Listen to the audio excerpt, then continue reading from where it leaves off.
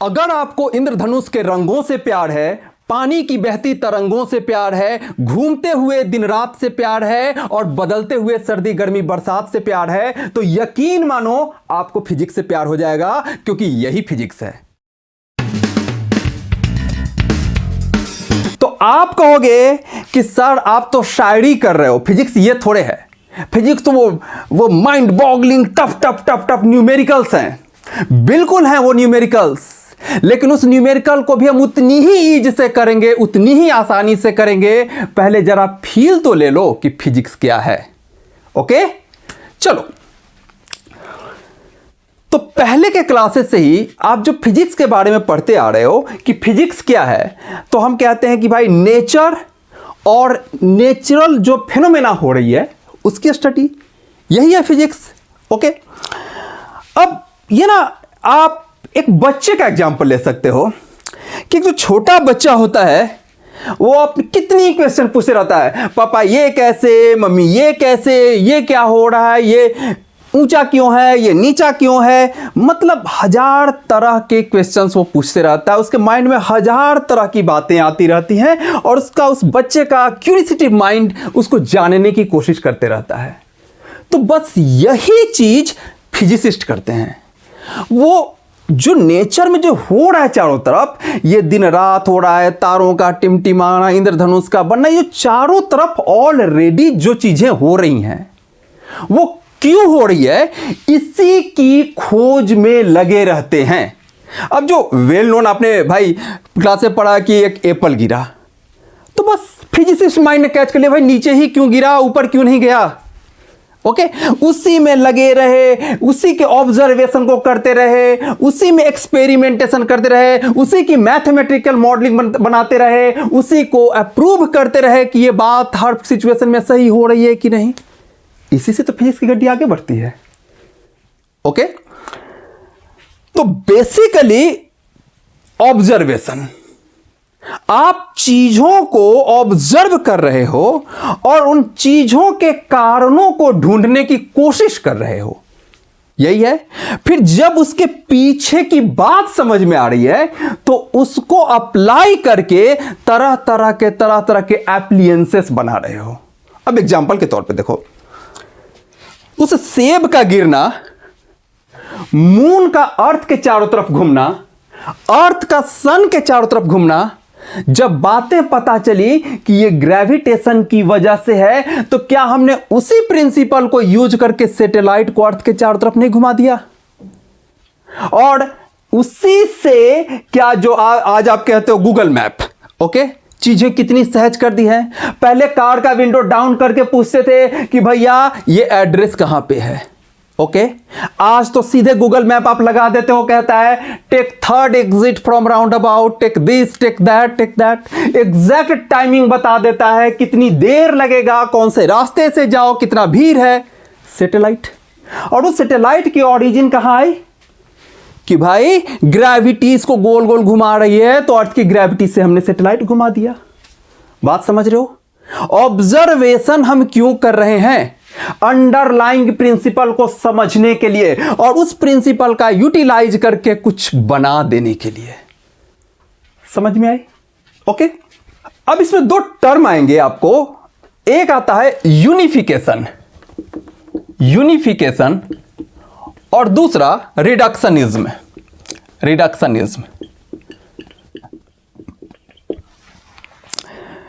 तो पहली बात तो ये देखो, जो बातें आ रही है, जो नए टर्म्स आ रहे हैं या जो भी, आपको इस चैप्टर में पेन कॉपी नहीं लेके बैठना है।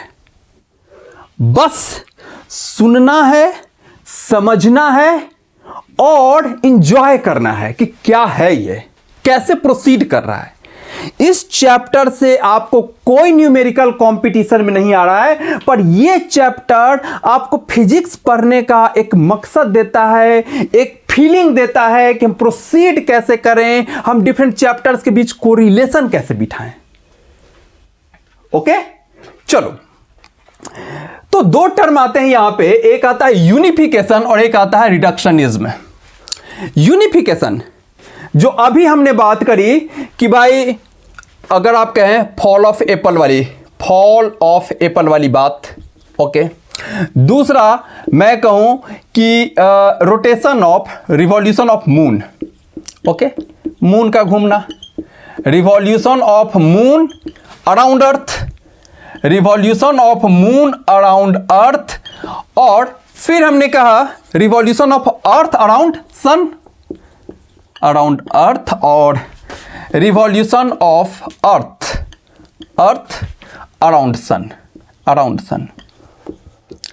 देखने में बातें अलग अलग लग रही थी, लेकिन अल्टीमेटली ये यूनिफाइड हो गई। एक ही वजह इन सब का है, डिफरेंट घटनाओं को एक ही वजह से जोड़ देना यूनिफिकेशन कहलाता है, ओके। आप जाओगे आगे पढ़ोगे कि इलेक्ट्रिक फेनोमेनन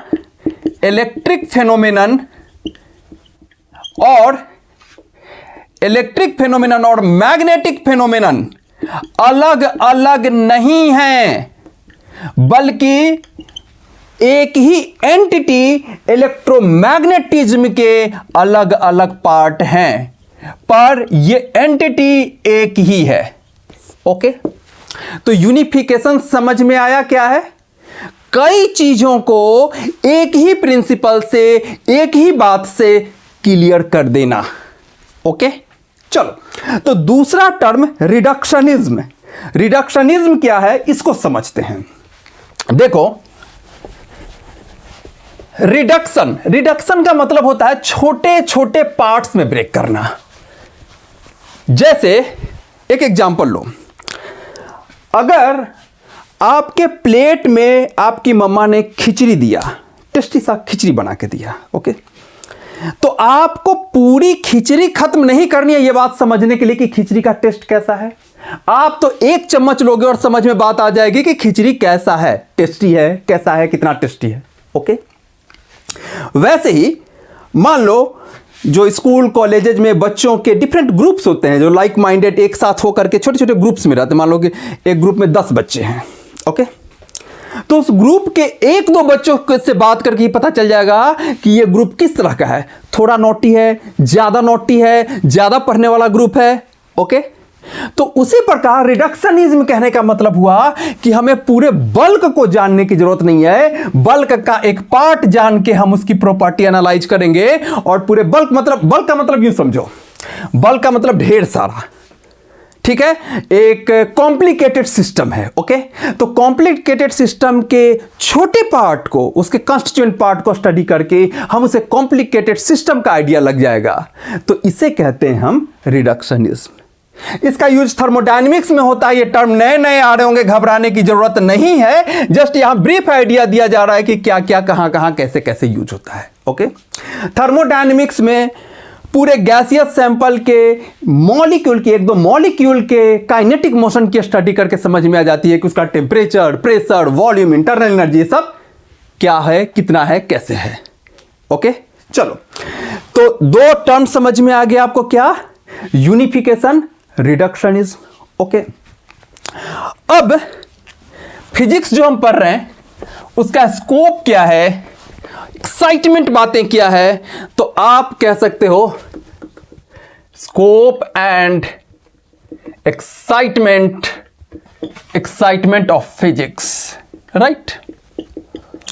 तो देखो, स्कोप तो इनफाइनाइट है, डे बाय डे काम चल रहा है, नई नई चीजें आ रही है, पर हां हमारे लिए स्कोप क्या है? स्कोप का अर्थ समझो बाउंड्री, कि हमें कहां तक पढ़ना है। स्कोप का यहां समझ लो कि एज हम कह रहे हैं कि हमें 11th में, 12th में क्या क्या पढ़ना है फिजिक्स में, ओके, उसकी बाउंड्रीज को डिफाइन करें। तो बेसिकली अगर आप 11th की बात करो, इधर मैं 11th लिख दूं और इधर मैं 12 लिख दूं, तो 11th में हमें 3 यूनिट पढ़ना है। पहला प्यारा सा भाई फोर्स, एनर्जी, सारा कुछ मैकेनिक्स। दूसरा थर्मोडायनेमिक्स, गैसियस के बारे में, उसके टेम्परेचर, प्रेशर, इन सब चीजों के बारे में थर्मोडायनेमिक्स। और तीसरा वेव के बारे में, ठीक है, रस्सी पे जो वेव हम ऐसे ऐसे बनाते हैं, पानी में जो तरंग बनते हैं, उन सब के बारे में। तो ये तीनों जो टॉपिक्स हैं ये हम 11th में पढ़ेंगे। इसके प्रत्येक में कई चैप्टर्स आएंगे, पर मैं ब्रॉड बात कर रहा हूं, ओके। और 12 में जब हम आएंगे तो उसकी चार्ज वाली प्रॉपर्टी, जैसे इलेक्ट्रिसिटी वाली बातें, मैग्नेटिज्म वाली बातें, ये सब जो बातें होंगी ये 12 में होंगी। और थोड़ी चर्चा होगी मॉडर्न फिजिक्स की, जहां एटम्स की, मॉलिक्यूल्स की, न्यूक्लियस की, इन सबों की बात होगी, मॉडर्न फिजिक्स, राइट। एक और लाइट की भी बात होगी, मॉडर्न फिजिक्स से पहले लाइट की बात होगी, जहां पे रिफ्लेक्शन, रिफ्रैक्शन, मिरर, लेंस, ये सब चीजें जो आप 10th में पढ़े हो, तो उसी गाड़ी को और एक्सटेंड किया जाएगा। लाइट की बात हो गई और लास्ट में हमने कहा मॉडर्न फिजिक्स की बात हो गई। मॉडर्न फिजिक्स जैसा कि नाम से ही जाहिर है, चिप, कंप्यूटर, ये सारी चीजें जो है, माइक्रोचिप की बात हो गई, ट्रांजिस्टर की बात हो गई, न्यूक्लियस की बात हो गई, ये सारी चीजें यहां पे आएंगी। ओके, तो एक ब्रॉड सा क्लासिफिकेशन, ब्रॉड सा, अभी इस स्टेज पे बस इतना ही जानने की जरूरत है। ओके, कि ये क्लासिफिकेशन हो, ये हमारा स्कोप है, ये हमारी बाउंड्रीज है। दूसरा टर्म क्या आ रहा है इसमें? एक्साइटमेंट। अरे भाई, तो एज अ होल ही फिजिक्स एक्साइटमेंट है। चीजों को ऑब्जर्व करना, उसकी स्टडी करना, उससे नए नए इक्विपमेंट्स बनाना अपने आप में ही काफी एक्साइटिंग है, नई नई टेक्नोलॉजीज बनाना।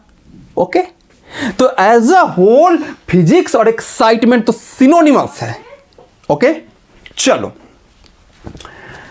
अब इसमें हम ये देखें कि फिजिक्स का जो टेक्नोलॉजी के साथ, हम यूं कह सकते हैं, physics, technology and society, physics,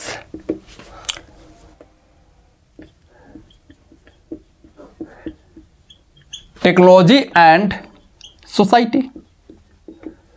okay, तो सीधी सी बात है, जितनी टेक्नोलॉजिकल डेवलपमेंट होगी, सोसाइटी को नई नई चीजें मिलेगी। बड़े टीवी से आप एलईडी पे आ गए, घुमाने वाले फोन से आप पॉकेट स्मार्टफोन पे आ गए, सारी टेक्नोलॉजी सोसाइटी को नई नई चीजें दे रही है। ओके, अब इस फिजिक्स और इस टेक्नोलॉजी को जरा समझें। ओके, आप देखो, नए नए डेवलपमेंट फिजिक्स में नई नई टेक्नोलॉजी दे रहे हैं।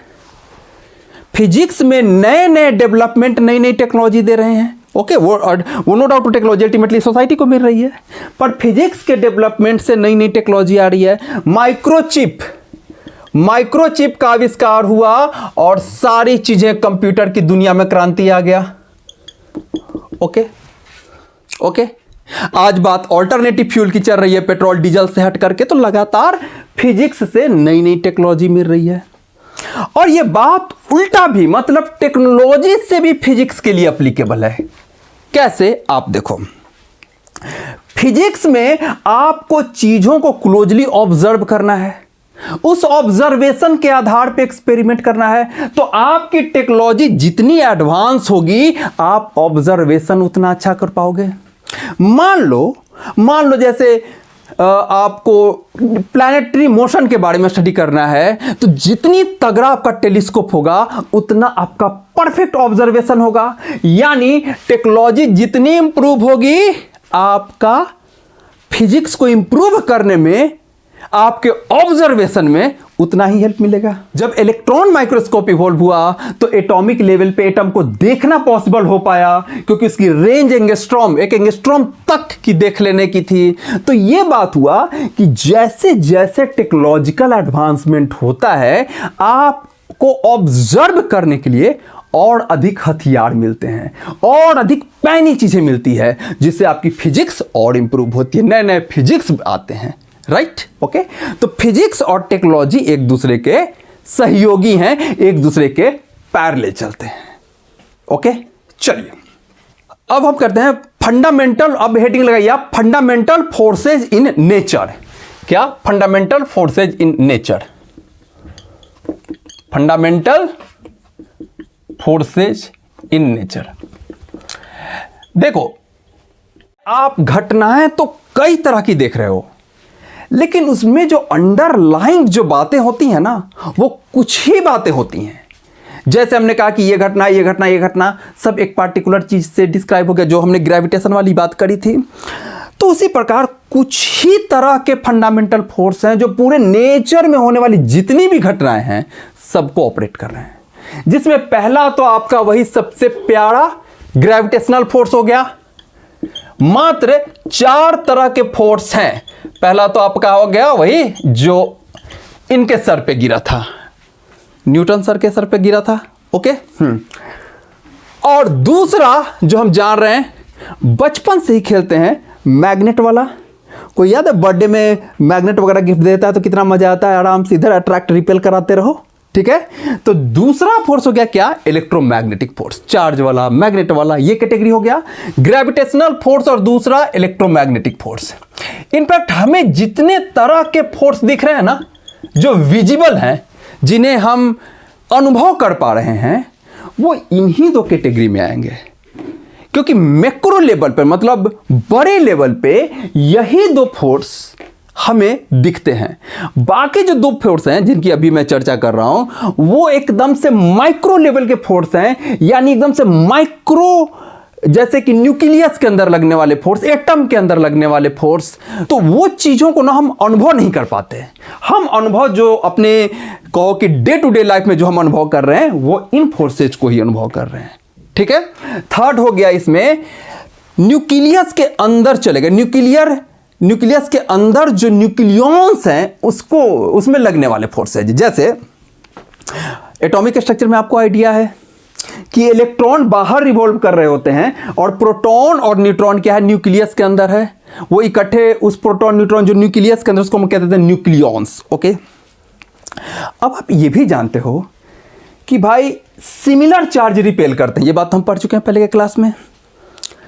तो प्रोटॉन उस छोटे से न्यूक्लियस में कैसे टाइटली बाउंड है, वो तो एक दूसरे से रिपेल होकर भाग जाना चाहिए था। तब वही है न्यूक्लियर फोर्स। और ऑब्वियसली ये न्यूक्लियर फोर्स अगर प्रोटॉनिक रिपल्सन होने के बावजूद भी उन्हें पकड़ के रखे हुए है, तो इसका मतलब कि वो इस इलेक्ट्रोमैग्नेटिक फोर्स से ज्यादा तगड़ा है। ओके।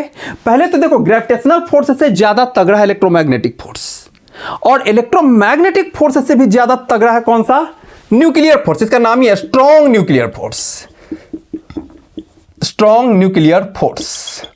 ओके। और इसी का दूसरा भाई है weak nuclear force, weak nuclear force. अब ये कहां काम करता है, तो ये न्यूक्लियस के अंदर नहीं, बल्कि न्यूक्लियॉन्स के अंदर, मतलब प्रोटॉन के अंदर या न्यूट्रॉन के अंदर काम करता है। आप जब न्यूक्लियस चैप्टर पढ़ोगे 12 में, तो आप पढ़ोगे कि भाई प्रोटॉन अपने आप को न्यूट्रॉन में कन्वर्ट कर लेता है, या न्यूट्रॉन अपने आप को प्रोटॉन में कन्वर्ट कर लेता है। तो यही फोर्स जिम्मेवार है, वीक न्यूक्लियर फोर्स। क्लियर। तो यही चारों फोर्सेस हैं जो सारी फेनोमेना को गवर्न कर रहे हैं। सारी फेनोमेना के बीच जो आपसे इंटरेक्शन हो रहा है वो यही 4 कैटेगरी है, ग्रेविटेशनल, इलेक्ट्रोमैग्नेटिक, और स्ट्रॉन्ग न्यूक्लियर फोर्स, और वीक न्यूक्लियर फोर्स। क्लियर। ठीक है। चलो, अब जिस तरह मात्र 4 टाइप के फोर्सेस हैं पूरे फेनोमेना के दरमियान, तो उसी प्रकार मात्र 4 फिजिक्स के प्रिंसिपल हैं जो पूरी फिजिकल फेनोमेना को गाइड कर रहे हैं। ठीक है। चलो इसको मिटाया जाए। बस सिर्फ और सिर्फ इसको एक ओवरव्यू समझते चलो कि फिजिक्स है क्या, यही चीज है। कुछ रट्टा नहीं मारना है, कुछ याद नहीं करना है, बस समझते चलो। ये सारी बातें बहुत डिटेल में एक एक करके हम डिफरेंट चैप्टर्स में पढ़ेंगे। ओके। अब जो फिजिक्स के जो अंडरलाइंग प्रिंसिपल्स हैं, जैसे हम कहते हैं कंजर्वेशन ऑफ एनर्जी। ओके। तो ऐसे जो कंजर्वेशन प्रिंसिपल हैं, जो डिफरेंट फेनोमेना तो होती है, लेकिन उस फेनोमेना के दरमियान वो चेंज नहीं होते, तभी इनका नाम है कंजर्वेशन प्रिंसिपल। ओके। यानी ये चीज कंजर्व है, ये चीज जितनी है उतनी ही है, ये चीज चेंज नहीं हो रही है। लेन देन हो रहा है, चेंज नहीं हो रहा है। ओके। हम कॉमन सा एग्जांपल लेते हैं ना कि भाई ऊपर से छोड़ दिया एक बॉल को, बॉल की पोटेंशियल एनर्जी नीचे आते हुए काइनेटिक एनर्जी में चेंज हो रही है। तो ठीक है, पोटेंशियल और काइनेटिक एनर्जी आपस में चेंज हुआ, पर टोटल मैकेनिकल एनर्जी फिक्स है। ओके, अब थोड़ा सा इसको जनरलाइज कर दें। वो बॉल नीचे गिर